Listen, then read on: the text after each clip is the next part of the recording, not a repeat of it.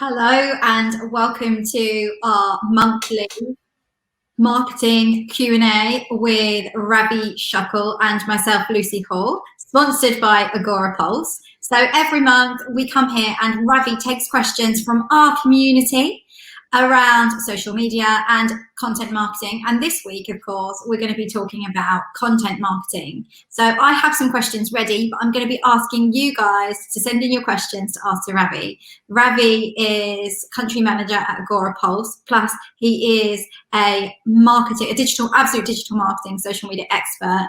And he's done some incredible things. Like he was one of the first social media people to cover the Olympics. And he will tell you a little bit more about that in just a moment. But if you don't know about Digital Women, we are a community set up to empower 1 million women through digital skills. It's not just for women, of course, it's for men as well. It's for everybody. So welcome, Ravi. Tell us a little bit about yourself.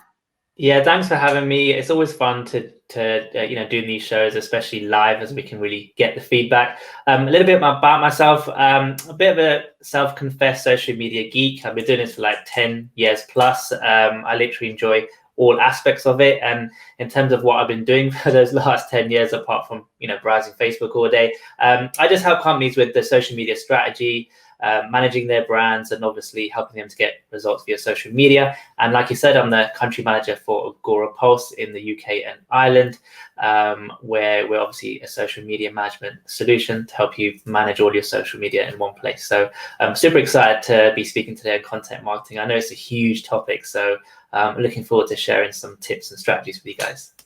Absolutely. We're really excited to talk to you, Ravi. And please send your questions in as we go through the conversation. And nothing's too much trouble, is it, Ravi, to ask? Of course not. Exactly. That's the power of live. Ask away. Okay, well, I'm going to go first, actually. I'm going to ask the first question. So when we talk about content marketing, it's different from just social media marketing, isn't it? So how do you define content marketing? What is it? Yeah, it's a good question. So obviously, when in marketing, if we say the word content, it's obviously creating a piece of information for your audience. And what content could be, it could be audio, it could be visual, or it could be text. And the real purpose from it, from a marketing point of view, is what message does that piece of content have and what purpose does it play? So we're talking about social media marketing and we're talking about social media content. The goal is obviously to raise awareness, get engagement, or drive more sales. And if you're talking about content in general, that could be so many different things, whether it's a blog, a podcast, a YouTube channel, or tweets. So content marketing, especially from my perspective, if we're talking about social media, is obviously content is learning what types of content to create and what results you want from those types of content. So what is the goal for a specific piece of content, and you create that and you share that on your social channels. Okay, really interesting. So in that case, what would a content marketing plan look like? What would it include, and how would you start to formulate that? Yeah, that's a really, really good question. I think we've almost overloaded with content. Like you only have to scroll on your Instagram to quickly realize what felt like 5 minutes is probably 30 minutes of you scrolling, because there's so much content. So as a business, you have the same issue, because you're also thinking, well, what do I share, or how do I share it, or where do I find the posts? But to create a content plan, quite simply, the first thing you want to do is establish your company goals. In marketing, we call those KPIs, key performance indicators. But essentially, what is the goal for social media for your business? Is it to help more people discover you? Is it to also drive sales? Do you want more website traffic? Then you go on to phase 2, and it's like, what piece of content can help me achieve those goals? Is creating this live show, for example, going to help us raise awareness for digital women? That's one of our goals. Is this blog post going to help educate people, or is this video going to help people trust me and then maybe hire me for my services? So again, start with your business goals and then try and create the content to achieve it. Absolutely. Thank you. That's great advice, Ravi. So we have a question here from Laura. So jumping straight into the getting things scheduled out. Yes. side. And Laura Chambers, hi Laura. Laura's asking, do you think using third-party apps to post on social media causes a significant reduction in reach and engagement? I'm a massive fan of scheduling for consistency. Yeah, this is a really good question. Over the year, this is not a question that's also been asked now in 2021. Over the last 5-10 years, everyone's been asking the same question, and there's been a lot of research done in this area, and the research has found conclusively that there's no actual correlation or link to actually using a social media scheduling tool or third-party tool and the reach. The reach is obviously determined by the individual social network itself. So if we just take Facebook, for example, they've been reducing the reach over time, over the years. What used to be like 40% is now gone to like 2%, and the tools don't actually play a part in that process. The tools have access to the social network's API, so they can post on their behalf, but they don't actually reduce any reach. So Laura, that's completely the right thing to do. Unless obviously you like managing and posting stuff in real time, but you want an element of what you do to be using a tool to help, save that time, so you're not actually constantly checking or creating or worrying about what to post next. Absolutely. Thank you for that question, Laura. I hope that helped. So Edwin's asking a question now. Let's see that come up on the screen. Edwin is asking, how often should you recycle content, and should you post the same content on all platforms? Good question, Edwin. Yeah, really good question, Edwin. In marketing, we have a term called evergreen content. And what that means is it's a piece of content or a social media post that is timeless. So the advice in there doesn't have an expiry date, or it won't be outdated. And when you have those type of posts, like it could be, for example, I don't know, if we're talking about IT in this case, how to reboot your laptop or something. If that's always going to be the same way that you do that, even in years to come, that's something you can recycle, and you should kind of recycle that regularly, depending on the social network. Like if it was Twitter, you'd recycle it more regularly, like maybe even once every couple of weeks. Facebook, LinkedIn, Instagram, you probably do a little bit less because people aren't used to seeing content on their feeds as quickly. And to ask your question about should you schedule them to all your social media channels, yes, but you should edit them. So if you're posting a Facebook for that video, write a more detailed description. You turn that into a tweet, shorten that down. You turn it to an Instagram story, add some funky GIFs or images and some hashtags. So tailor it to each channel, but don't copy and paste the same message across all of them. Absolutely, that's great advice. Thank you, Ravi. I hope that helps you, Edwin, and it's great to see you here as well. So Dina's now asking a question. So Dina wants to know, if we are not launched product yet, but we want to increase our engagement, which posts are the best to share? So they haven't launched the product yet, but they just want to increase their engagement already, build an audience, I guess, before they launch. Which product posts are the best to share? Yeah, so it depends what your starting point is.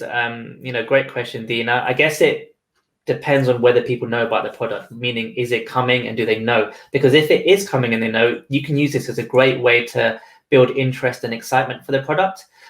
So you can kind of do things like guess what features are coming out. You can kind of give them teasers in terms of what to expect. You could even have a landing page where they maybe sign up to be the first people to be notified of your product to build interest. And then when you launch, you can then email them to say we're now live. That way you're going to get a big, huge influx of people. And also I'd share about the story about the product. A lot of people buy products, as we know, every day, but not many people know about why you've created something. Is it to make someone's life easier? Is it to help them solve an issue? Is it to, what's the purpose of the product and how you're going to help them? That's the story you should tell in the lead up of your launch. And lastly, add a contest or something there as well, because it's always fun to give away a product or service on launch, as people love shiny things, and you'd always want to be the first guy or girl to get something brand new. Absolutely. I hope that helps, Dina. That was great advice again, Ravi. Thank you. Samantha Kelly says, waves from Ireland. Hi. Hey, Samantha. And we have LinkedIn user. Unfortunately, I don't have your name on the screen. However, they are asking, do you have any outreach tips? Imagine you are inundated at Agora Pulse with people asking if they can write for you. So I'm guessing this user is a writer, so they want to know how they can reach out. Yes, with things like writing, I guess the number one thing is take some time to understand what the brand already creates content-wise, because yes, you're right, there is a lot of inquiries for writing posts because loads of people want to share what they do, but not many people take the time out to say, I noticed you've written this post and I really like these points and I feel I can add to it by doing A, B, and C. So if you just take the small amount of time to understand how the company's written their content and then share what you can add to that, you're going to be kind of at the top of the pile. And obviously, you know, showcase how you plan to do that. So you haven't got much time to grab people's attention, especially email. So literally add a few bullet points to be like, this is what I liked about your blog. This is how I want to make it better with my style. And I've got a couple of ideas I want to share. Then someone like myself could turn around and say, I'd love to hear those ideas. And you're in the door. Absolutely. That, again, great answer, Ravi. Keep saying that today. We have another question just in from Natalie Hodgkins. And she's asking, what advice would you give to someone who wants to target a certain audience in their following through organic posts rather than paid? Great question, Natalie. Yeah, that's a really good question. So it really depends on how detailed you want to be when you say target. You could target by you could still target by region on, you know, some social channels like even Facebook, for example. Depending on if you go into your insights, you can see where people are from. But the easier way to do it, because there's no real technical way to control who sees your post, like we said in the beginning of this live, that the organic reach is going down, which means if 2% of your audience see it, you're really not in control of who those 2% are. It just depends on who's online and the time the post is shared. But you could actually speak to them directly. So what I mean by that is in your post, if you're targeting real estate owners or estate agents, you could turn around and be like, we'd love to know from estate agents, what's your number one tip for booking viewings or whatever. That way you're speaking to that exact target market in the post. And if they do see it, they're more likely to respond. You can't target those type of people without ads. So organically create your content and address it to that target market. That's the quickest way to reach them. Fantastic. Thank you, Natalie. I hope that was helpful. So I have a question here. So Ravi, when you're looking to sit down and create a content plan, so people are often wondering, how do they theme their content? Like, what's the best way to theme it so that they're not always just sharing promotional posts all the time, and they're actually thinking about, you know, different ways to, you know, talk to. Yeah, of course. Yeah. The easiest way to theme it is to kind of split it up into different topics. If you're a business and it's a bit tricky, like, I don't know, you're in financial services or something, and you might find it a bit harder to think of themes that everyone else uses, you know, for every single day, things like Monday motivation or Tuesday tips or whatever. The starting point you can use for your business would be think how you can educate your users. No matter what business you're in, you're obviously an expert in one particular area. Even if you're in financial services, you're a financial expert, obviously. So one theme could be like a Fact Friday or a Tuesday tip. You're always going to have those in your calendar. Another could be features or updates that you post, so new things about the business or the company. The next could be news. So depending on your industry, if breaking news happens, you could share that. The next one could be culture. So things like what's happening with the employees in your organization. And obviously the last one could be you just having a bit of fun with what's going on in the world. So Valentine's Day at the time this recording has just passed. Could there be a fun way for you to speak to your customers, involve them, create contests? So you want to split those themes out depending on how your calendar is set up. You can either do a theme weekly, or you could kind of think to yourself, well, this month, I really want people to learn about who we are. And maybe you can kind of put a theme on a monthly basis. But if you're looking at everyday content, I would try to stick to a weekly plan and try and use some of those ideas I mentioned to start filling out your content. Absolutely. And there are great ideas for you to get started with as well. So Edwin has a question. Hi, Edwin. So Edwin says, when it comes to putting out current content, is it still worth posting about it if everyone is posting similar messages? Example, yesterday, everyone started posting about the roadmap out of lockdown. Yeah. So I'm guessing trending content and that kind of thing. Trending content is a great way to jump on a topic that everyone's talking about, if, in brackets, it's relevant to what you do. So Edwin, I can just see from your bio, you're an event photographer. So just off the top of my head, a good, cool idea would be maybe share some photography where you've taken photos at events or parties or something like that, and kind of have a caption about how you're excited to get back to, I guess in brackets again, normal life. And that way it's from your perspective. I think if you shared an NHS or a government-led image with, this is the roadmap to what's going to happen in the next 2 months, everyone is doing that. And you're really not going to stand out because they've probably seen that 1,000 times. Put your twist on it. You're a photographer. You've obviously got some amazing images from events. That could be a fun way to say, I can't wait till we get back to this. And you could also lead it into your business to be like, if you're looking for your next photographer, when things open up, give me a shout. And there you go. You've got potential leads. It's interesting. It's on trend. And it's a great way to grab people's attention. And that reminds me, Edwin, we need to speak to you about Social Day in September, don't we? Because Edwin's our Social Day photographer, actually. So there you go.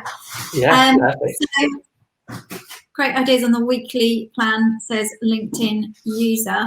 Okay, so my next question that I have for you is around the amount of different social networks you should be including in your content plan. Should you be using all of the social networks in your content plan? And should you plan, this might be a separate question, and should you also plan in story content as well? Or should you be sharing story content as you go? Yeah, so good question. So depending on the engagement on your channels, right? So a lot of people will have their businesses set up where they've probably got the majority of their engagement will be on 1 or 2 platforms. So everything will come from Instagram or Facebook or Twitter, and then they'll have the quieter ones where there's not so much traffic. If you've got the resource, then definitely try and repurpose your content on those other platforms. If it's the fact that a lot of your engagement is coming from 2 or 3 channels, focus on those first, because that's where you're going to get the most traction. And if it's popular from there, then you can also say, well, you know what, I'll also share it on Pinterest or kind of other channels as well. The story content, so it's obvious from the name, it's a story, right? And obviously with all the networks, the stories expire like in 24 hours. So you should really post that in real time around the time. So that's not something, you can schedule that, but again, story content can be done more relatively, but use story content to hook the buyer in. So no one's going to read, like I've seen people post essays on stories before, unless you hold your thumb down and really read 7 paragraphs, it's not really going to work out. So use it to hook them in, saying, for example, join us on our content marketing at Digital Women and Agora Pulse. We use stories to push that out because it's a nice short message, and then they can click the link in the bio to learn more. So use stories for shorter messages, repurpose on your main channels that you've got your engagement on, the top 2 or 3, for example. And if you have resources, then definitely share to the other channels. But again, like we said to Edwin, make sure you tweak the message so it's not the same across all of them. Fantastic. Thank you, Ravi.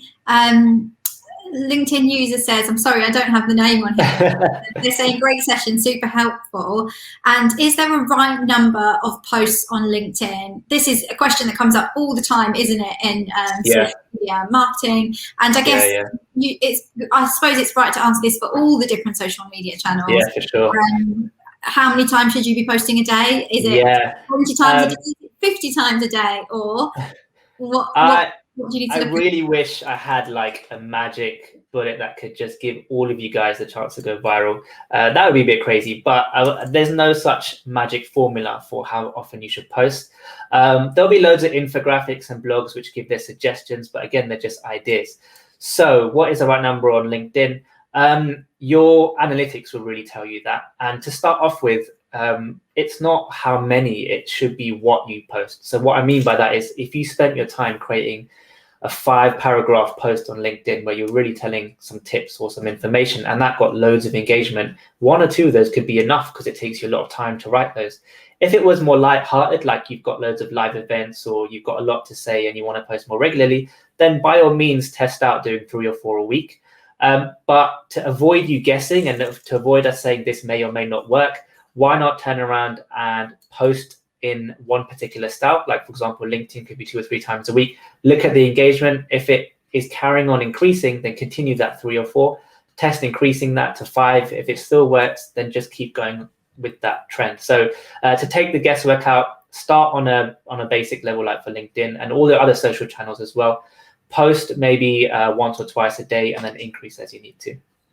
Absolutely. I hope that answered your question. And she's not LinkedIn user. This LinkedIn user is called Claire. So thank you Thanks for the question, Claire. for sharing that, Claire. And the next question we have is from Laura Chambers. And Laura's asking, when you have a quieter channel, should you reference it's quieter and direct them to your more okay, so sorry, I read that wrong. I got it. Yeah. Reference that it's quieter and then direct them onto your more popular channels, or should you engaging with people on that channel anyway, whether it's video? Yeah, good question. I think it's not such a straightforward answer as you might think, because if I'm on Instagram, I enjoy the feed, I enjoy the stories, I enjoy the way I interact there. Now, if your quieter channel doesn't get that much traffic, or it is lower, you should still try and engage them there, but also mention to them that if you want to join us over on YouTube or wherever your more popular one is, they also have that option. But keep in mind that they actually may enjoy engaging on there, so I wouldn't want you to alienate them in a way to say, like, we don't care about this channel, or it's quiet, so join us over Twitter. Just say, if you want more information or advice, join us on a more popular channel. So redirect them there by any means. But if you're using social media, the ideal location is to try and get them to your website, preferably. But if you wanted more followers on your other social channels, then just say, we're also talking about this topic over on Facebook, Twitter, or LinkedIn. Absolutely. Thank you, Laura. I hope that helped. We now have a Facebook user. Oh, well, Anita says, good question, Claire. And we have Facebook user who is asking a question here. Do you have any tips for incorporating new platforms like TikTok into your content strategy? And can you still repurpose content on there? Oh, it's Emily. Thanks, Emily. Oh, thanks, Emily. Yeah, I think it's actually a very good question, because recently, for those that are who love Instagram like myself, even on a personal level, everyone and their mother is repurposing TikTok videos on there as reels, and the logo is clearly stated in the corner. Now, some people obviously like it, but if I'm putting my marketing hat on, you'd rather watch those on TikTok if you like TikTok style videos. But if you're incorporating new platforms like TikTok into your content strategy, then you can obviously, like we said to the earlier question, is you can drive them to TikTok. So you can say, follow me on TikTok, join me on TikTok, share the URLs, and that way you're driving traffic there without kind of sharing a new way, like a video or a format, for example, like TikTok, on a platform where someone may not be used to it. So that you can imagine sharing a TikTok video on LinkedIn. While it may do well, it's obviously taking away from all the engagement you could be getting if they went to TikTok in the first place. So incorporate new platforms like TikTok, definitely. But like we said to the earlier question, use your other social channels to drive people there. Just say, if you're interested in this type of content, I'm also over on TikTok where I'm hosting loads of cool videos and stuff, and link them there so you can drive traffic to that channel. Because the more followers you get on TikTok, obviously, it's going to help you grow there. That's really good advice. Did you hear recently that Instagram Reels had stopped you from sharing your TikTok content or anything with the TikTok logo? Yeah, there's another bit to that, actually. On top of that, a company released a tool which auto hides that watermark. I don't know if you've seen it. I can't remember the URL top of my mind, but there's always ways people find a way around. Similar to how people reshare Instagram posts, because you can't literally share it. So there'll always be tweaks because they don't like their logo being repurposed. Same way with YouTube. If you upload your whole video over to Facebook, it's not going to be quite the same. So you want to drive people to the channel so you can build a separate audience. I think we just missed Dylan's question there, though, because it just popped up. Yeah, sorry, his question is here. I'm just about to put it up for you. Okay, I'm just putting the one up that we were answering first, rather than putting a new one up until we'd answered that. So yeah, so I hope that answered your question, Emily. So now, over to Dylan. Hi, Dylan. Dylan's asking, would it be helpful to do similar to a split test during the week to find the best content to post, or would it be better to just do the entire weeks and adjust accordingly? Yeah, that's a really good question. I touched on it a tiny bit when we answered the question about how many posts you should do. I would review on a weekly basis. So split test wise, there's a couple of things you need to look at. First, what type of posts are you sharing? Is it loads of photos, videos, texts, etc.? And then use a split test to determine, well, I shared 3 videos this week and it did better or worse than last week where I shared 2 photos, and then the week before where I shared maybe 2 or 3 text updates. So keep an eye on the type of content you're sharing and then test it on a weekly basis. A couple of days is not going to be enough because people don't see all the posts on the same day. Do it on a weekly basis. Look at your insights the following week on a Monday, for example, and pick out what type of post is working, and also the messaging, because it might not be videos, it might be the way you say something as well. So take a look at those things and adjust on a weekly basis. There you go, Dylan. I hope that was helpful. Thank you, Ravi. So we have another question here from Natalie Hodgkins, and Natalie's asking, when hosting Q&As or interviews as a brand, do people respond more to live content or pre-recorded, and would you suggest one over the other? Yeah, well, you can see how live works really well because we're both on a live now and you guys are joining us and we get the benefit of answering stuff in real time. But you shouldn't put pressure on yourself if you're not comfortable in front of the camera. Pre-recorded works just as well. So the short answer is find what you're comfortable with. And if you're someone that's comfortable on video, that's also comfortable talking in real time, then definitely embrace live, because you're going to be able to get feedback in real time like we have here. If on the other hand you prefer to have things a bit more prepared and you maybe don't like thinking on the spot, etc., then pre-record is completely fine. So the short answer is I would do both. If you're not comfortable in video, stick to the pre-recorded, and if you feel like you'd love to speak to your audience in real time, then start doing live as well. So I know it's not an ideal answer, but it really does depend on the individual. So if you're comfortable on camera, go for the live, and use pre-recorded where you need to. Should you thank you, Natalie. I hope that was helpful.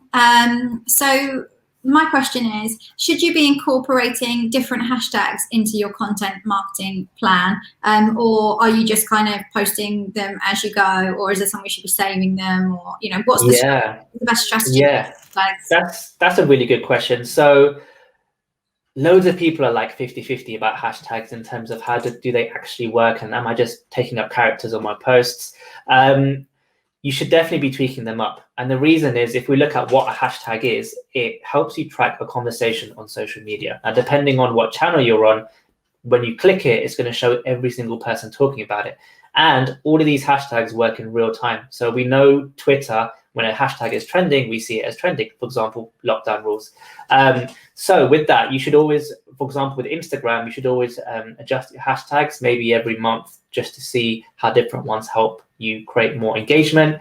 On the other social channels like Twitter and Facebook and even LinkedIn, you're probably just going to use 2 or 3 main hashtags. And if they're not getting more reach than you're currently used to, then don't be afraid to change that up.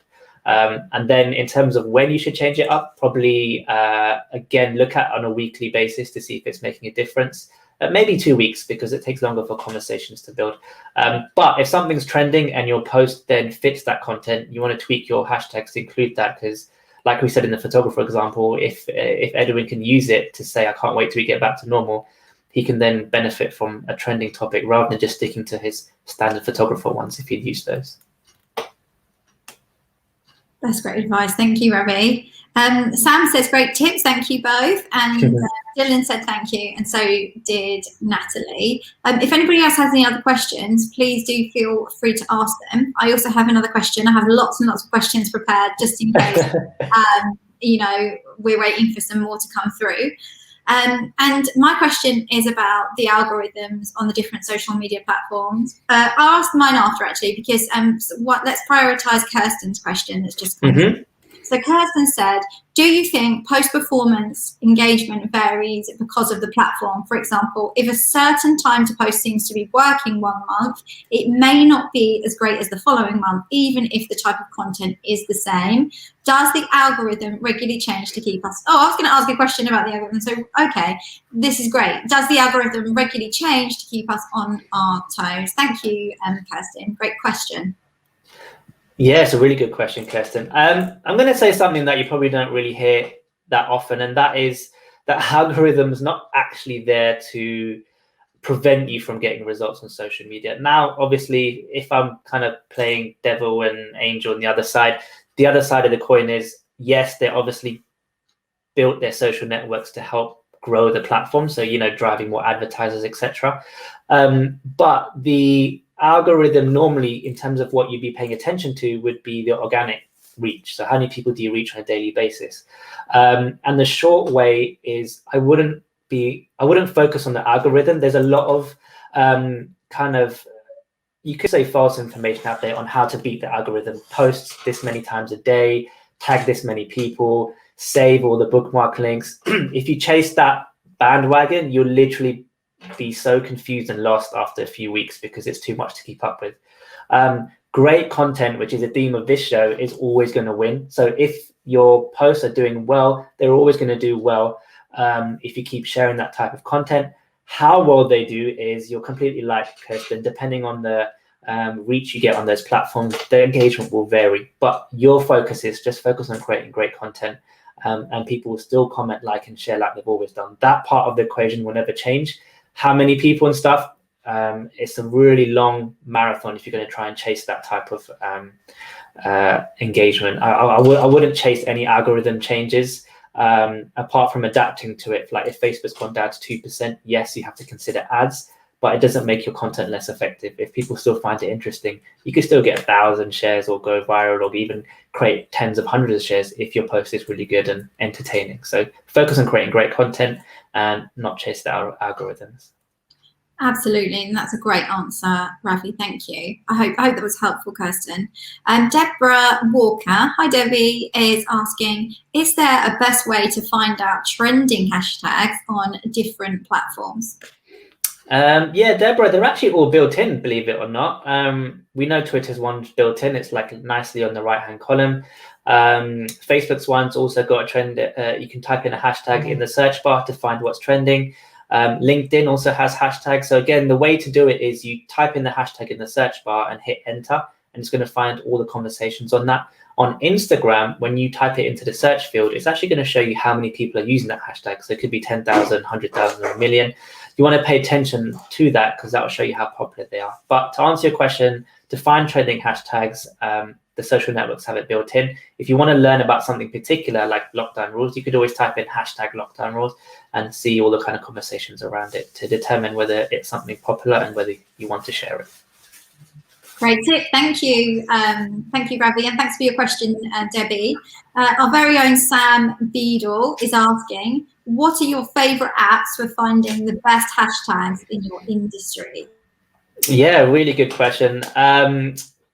With hashtags, I like to use a bit of a manual approach, which what I mean by that is I would kind of type in some hashtags into the social networks and do a search, and I'd kind of create my own list almost.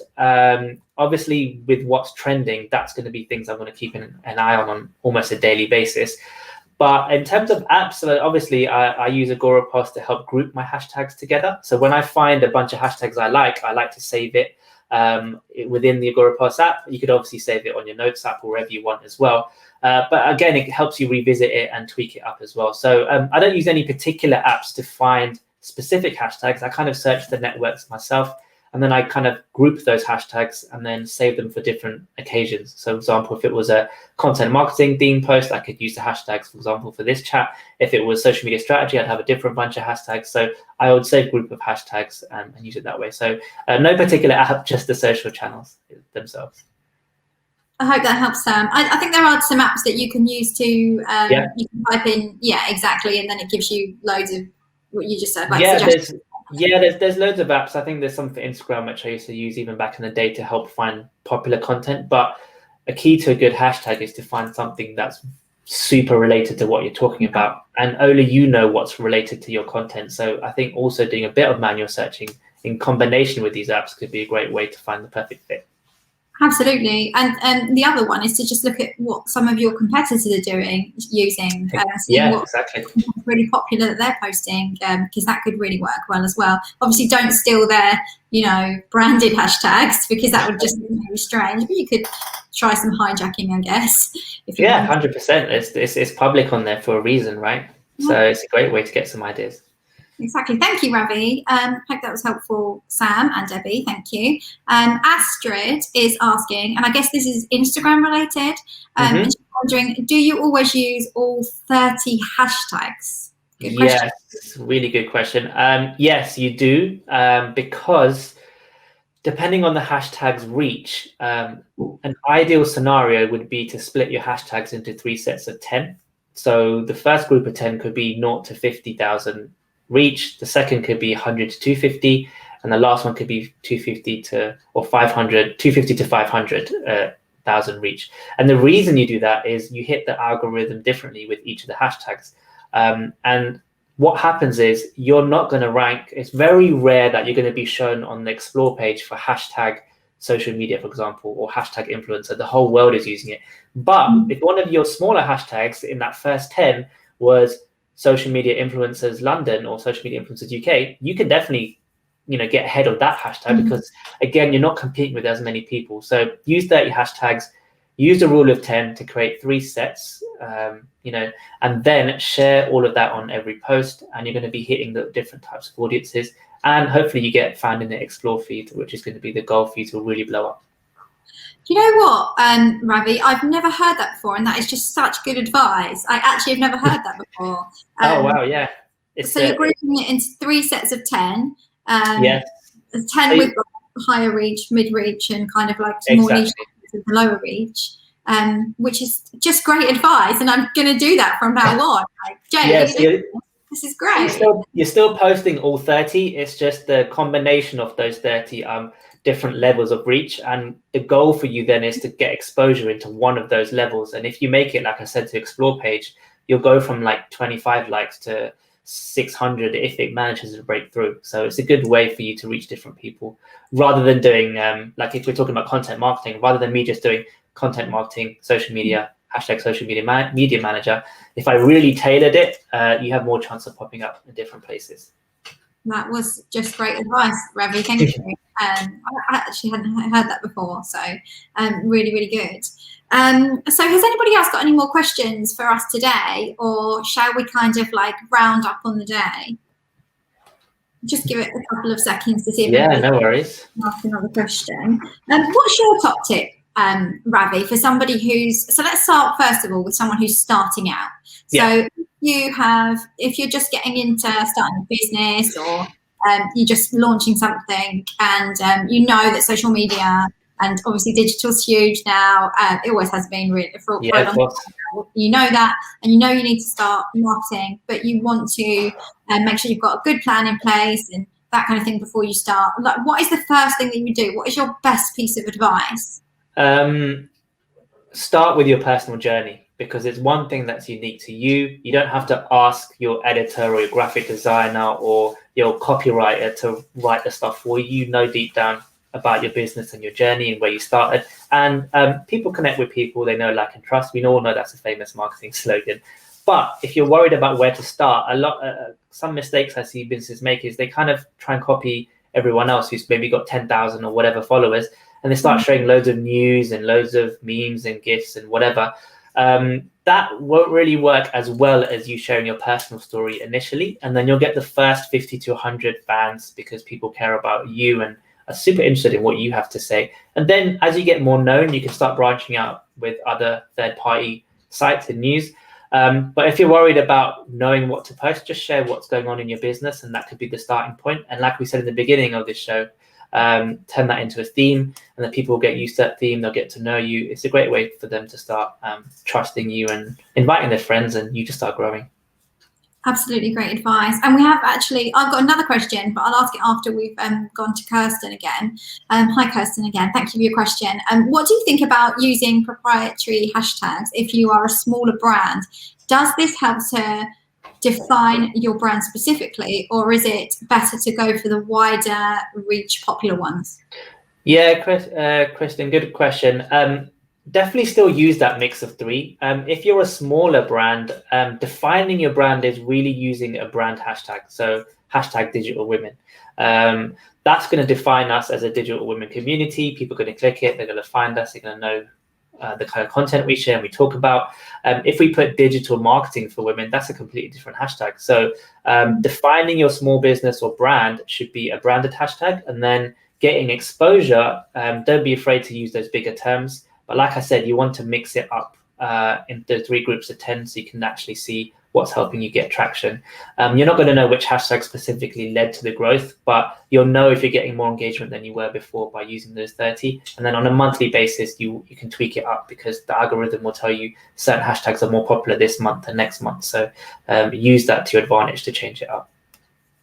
Great, thank you for that, Ravi, and thanks for the question, Kirsty. And I hope that answered it well for you. Edwin's asking, will this be available to watch again after? Yes, Edwin, this will be everywhere after, so you'll be able to watch it again. And make sure you're in the Digital Women community. And Ravi's going to share it on his YouTube channel, and we'll share it for social media as well. And I did have a question as well, actually, for the people who aren't like native to digital, or they're not digital marketers already, because I know we have so many people in our community who are working in digital already, like it's definitely the majority of us. But for those, what about the people who are sitting here thinking, well, this all sounds great, but it sounds like I have to create content, I have to like write the words, I have to make the images, I have to, then schedule it all out into this thing that I don't know anything about, Agora Polls, which is amazing, by the way.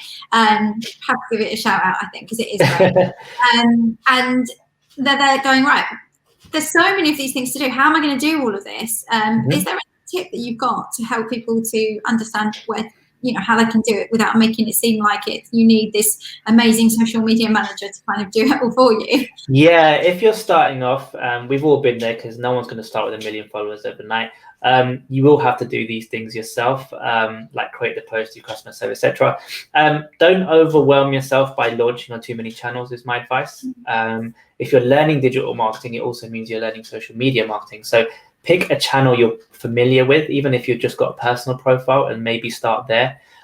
If you're really curious to learn a new social channel like Twitter or Instagram, then I would start by launching just 1 or 2 channels and really master those and what's required to do well on those channels before you move on. And that way you'll have like a process in place. You'll be like, I know what I did on Twitter worked really well. Now I feel like I'm confident enough to launch another social network. So launch with the 1 or 2 social channels max and try and master those, and then move on from there once you actually start getting results and traction. And if you're struggling for advice, use resources like Digital Women website, the blog, use YouTube videos. Like, you're going to be self-taught. And, even though I've got a business management degree, I'll be honest, all the social media I've learned in these years is all self-taught. I posted on company pages, I made spelling mistakes, I've deleted posts by accident. It's all happened through trial and error. So as a business, don't be afraid to go through that process as well. Absolutely. And on the other side of that, Ravi, for those of us who've been doing this for a long time, we may look after social media for other people or for the brands that we run and that kind of thing. What's your advice to make sure we're kind of like optimizing our content marketing strategy? So obviously we're doing everything that we can. We're doing the basics. We're theming our content. We're making sure that we've got a great mix of content going out regularly, and we're feeding through to our funnel, and we're getting leads and making sales and that kind of thing. But we all want more, don't we? So of course. Really make sure we're optimizing our content marketing plan so that we can really start to scale further. Yeah, definitely. There's one word answer to that, believe it or not, and that's process. And I'm a bit of a process geek, but there's a book out there by Michael Gerber called The E-Myth, and it's a really great book because it's not just for business heads. The book goes through a man's story talking to a lady who owns a bakery, I believe, and he's just telling her what she needs to do to work on the business and not in the business. So to answer your question, if you want to scale, you need to learn how to take a step back and let all the operations doing on a daily basis take over themselves. And the way you can do that is by building a process. And for those kind of listening, wondering what the heck is a process, it's creating a step-by-step action plan for what you do on your social media channels, so that if you're ill one day or you're not able to post, you can pass it over to a team member, a colleague, or even pay a freelancer, and they'll be able to do that. So if you have a process of how you do something, track that, and then use that to outsource it to a team to grow your team. And that way you can oversee the process rather than being micromanaged and then telling that new team member or freelancer that I like to do it this way, this is how you should be doing it. Create a process, they can follow it, you're both on the same page, and now you've got more time to run outside and enjoy life without lockdown and have some time back. So create a process, a simple step-by-step, even use Google Sheets or something, and share that with anyone that you're looking to take on the work. And even if you're doing the work yourself, use that process to learn. If you make a list of creating content and it's 17 things, you may only need 12 of those to create the post. So it helps you identify where you're wasting time or spending too much time, and you can shorten that to help free up your time. So hopefully that helps. That really does. And of course that process is going to evolve over time. You're going to learn more as you go, aren't you? Exactly. And a lot of us, all kind of like make mistakes at the start and we don't have our processes right. And you learn very quickly that actually we need something in place, because this is getting crazy now. This is getting, out of control. And you're working hard and you're not getting the results that you want because you don't have the right processes in place. So there's a lot of waste, isn't there, and that kind of thing. Anita says, great advice, Lucy and Ravi. Thank you, Anita. Thanks, Anita. We're very happy to be here answering everyone's questions. And Kirsten, I think, has another question just following up on her last one. Thank you. She loves the 3 groups of 10. I think we all do. We was all very enlightened by that, Ravi. Even though you can't see which hashtag works best, you can see how many views are driven by hashtags, like on Instagram, which is a good indication, right? So the complicated answer to that is, it kind of ties into an earlier question. The algorithm decides which topics are more popular, right? And if your topic is in one of those groups of 10, so like let's just say it's in the first 10 where they're not so known, but you manage to break through, obviously your posts are going to be shown to a lot more people. There's no direct way to know where you are getting exposure in terms of which group out of those 10, but it's the exact same reason as, well, I guess actually I'll kind of take that back a bit. Your engagement will go up based on these groups of hashtags, and that's naturally going to happen. We know that because hashtags help you to extend your reach on Instagram. Now, if they're staying the same and you change those up and your engagement starts going up again, it's going to be a good indication. But you're not able to see the specific hashtag. But if you wanted to know kind of where you're getting the most engagement, you'd probably just look at the type of posts with that certain group of hashtag and use that as a guideline.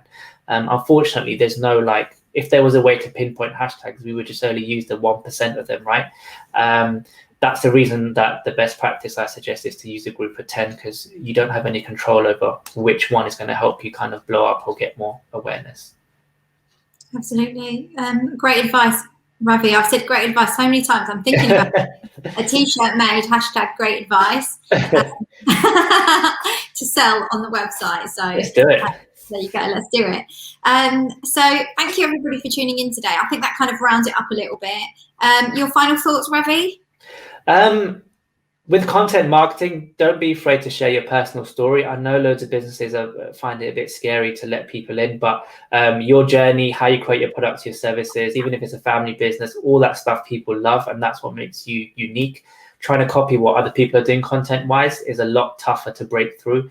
So use what makes you unique, which is your story, your history, and your personality. And that's always going to win for you, no matter what the algorithm says. Absolutely. Thank you so much, Ravi. So, Ravi, where can everybody go and find you after this session? Yeah, sure. So you can find me over on YouTube. We've just dropped the link over there. I'm kind of doing weekly videos like this, kind of giving you some social media tips. And obviously, if you're looking at social media tools, the one I use and recommend is Agora Pulse. Just helps me manage all my social profiles all in one place. So feel free to find me on YouTube.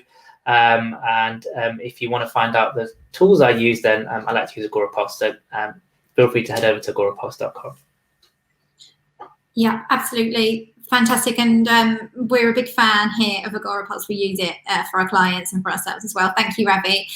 So for everybody who's been watching, we just want to say a huge thank you for tuning in. Thank you for asking your questions. It's great to have so many questions coming through. Otherwise, we'd be kind of sitting here live and you'd have me just making up questions as we go along. Yeah. It's really great that everybody's so engaged. So thank you so much. We're here every single month. I think it's the last Tuesday of the month normally. And we stream on my LinkedIn channel. We stream in the Digital Women community, which is over on Facebook. And we stream over on the Digital Women page. And then afterwards, we will share this content so you can watch it afterwards at your own kind of leisure and that kind of thing. And if you want to find out more about Digital Women, you can go to digitalwomen.live, and the information about the awards and and everything we do is there. And if you want to find out more about Agora Pulse, you can head over to agorapulse.com. Thank you very much, everybody, and we'll see you again next month. Thank you, Ravi. Thanks, guys. Look forward to seeing you next month.